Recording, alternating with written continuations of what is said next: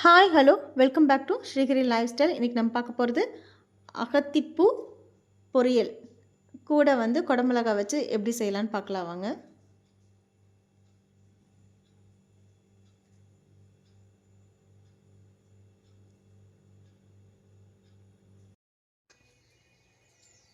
இவ்வளோ அவசரம் போனால் எப்படி தான் பறிக்கிறது?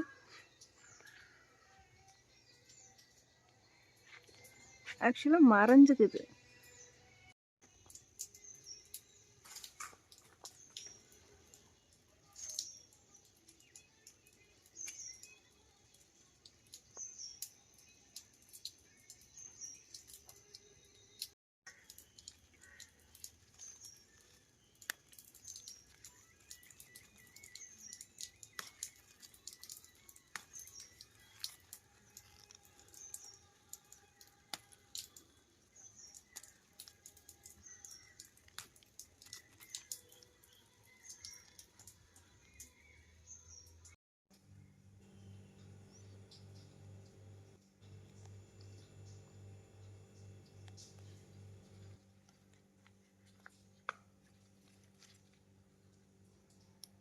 லைட் பிங்க் கலரில் இருக்குது. அகத்திப்பூவை க்ளீன் பண்ணிவிட்டுங்க, குட்டி குட்டியாக நறுக்கி வச்சுக்கிட்டேன். கூட 2 குடமிளகா அதையும் எடுத்து குட்டி குட்டியாக நறுக்கிட்டேன். கொஞ்சம் வித்தியாசமாக இருக்குமே ட்ரை பண்ணலான்னு. ஏன்னா இப்போ நம்ம குடமிளகா கடிக்கும்போது கொஞ்சம் க்ரன்ச்சியாக இருக்கும்.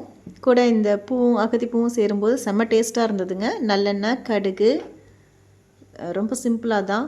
இது முட்டை போட்டும் செய்வாங்க. நான் கொஞ்சம் வித்தியாசமாக சரி குடமிளகா போட்டு செஞ்சு பார்க்கலாம். ஏன்னா 2க்குமே தண்ணி நம்ம ஊற்ற தேவையில்லை. குடமிளகாயும் நம்ம அந்த ஹீட்லேயே வெந்துடும். வெங்காயம், பெரிய வெங்காயம் 1 நறுக்கி அதையும் போட்டுட்டேன். வரமிளகா தான் சேர்த்துக்கிட்டேங்க. கடுகு வெடித்தோடனே இதெல்லாம் பண்ணிட்டேன். ஃபஸ்ட்டு குடமிளகா தான் கொஞ்சம் லைட்டாக வதக்கி எடுத்தேன். அதுக்கப்புறமா தான் பூ போட்டேன். சீக்கிரம் வெந்துடும். லைட்டாக உப்பு போட்டுட்டு அவ்வளோதான், இறக்கிட்டேன். நிஜமாலுமே செம்ம டேஸ்ட்டாக இருந்துச்சுங்க.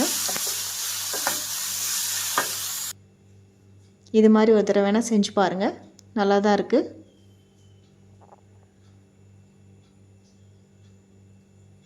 குடமிளகா அகத்திப்பூ பொரியல் ready. Thank you. Please subscribe our channel.